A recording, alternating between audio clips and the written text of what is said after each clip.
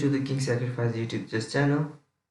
So this will be the last example from the second chapter of the Attacking Manual Volume 1 by Jacob Uggard, and from the next video we are going to start the third chapter.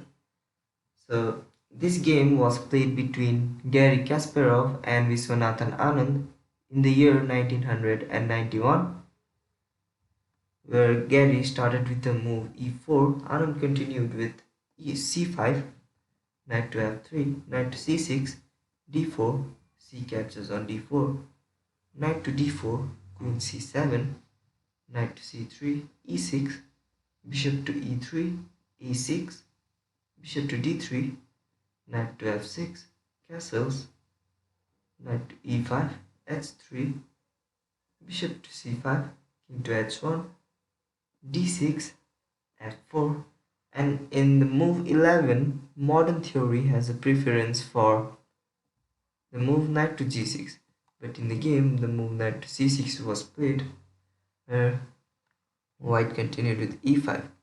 And now black here sacrifices a piece with an intention of gaining it back. So black plays knight captures on e5.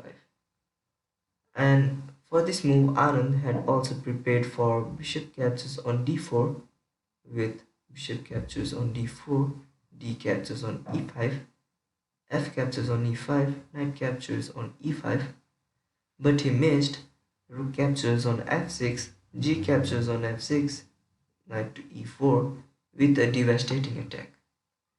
So after knight captures on e5, f captures on e5, d captures on e5. Here, white can choose the way he wants to give the piece back, and he chooses the most natural way, that is bishop to b5 check, where a captures on b5 was played, but Kasparov suggested the following as the only defense for black, that is king to f8, rook captures on f6, e captures on d4, bishop to h6, attacking the most weakest square, that is g7, d captures on c3, queen to f3, bishop to d4. But white will win after he puts his rook in the best possible square after drawing the black king into the open center. So after a captures on b5,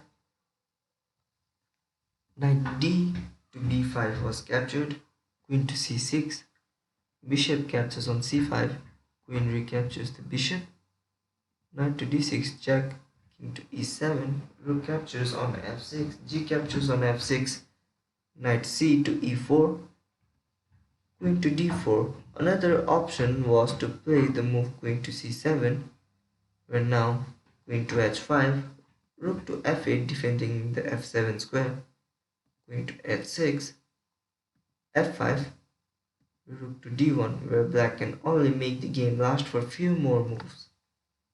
So, but in the game, the move queen to d4 was played, trying to exchange the queens, but white refuses it and plays the move queen to h5.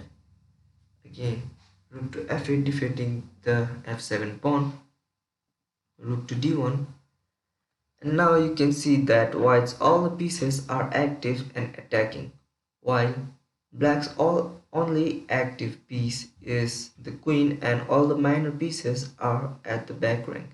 And lastly, the king is exposed.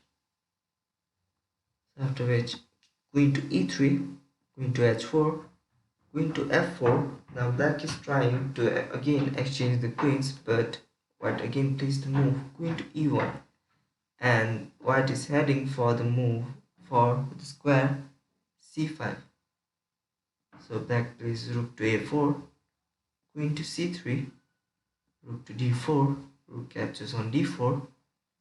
Here queen f1 check was given first, which is necessary because if black takes the rook straight away, then he loses the queen after queen to c7 check, bishop to d7, knight to c8 check, and now the queen falls on the another move. So after queen to f1 check, king to h2, e captures on d4, queen to c5, king to d7, knight to b5, queen to f4 check, g3, and now black resigns. And I think there is no need of showing that how the game is gonna end. And so this is all about today's video. And if you enjoyed it, then don't forget to hit the like button. And if you want to learn some more from the Attacking Manual Volume 1, then don't forget to subscribe our channel. And thank you for watching. See you on the next video.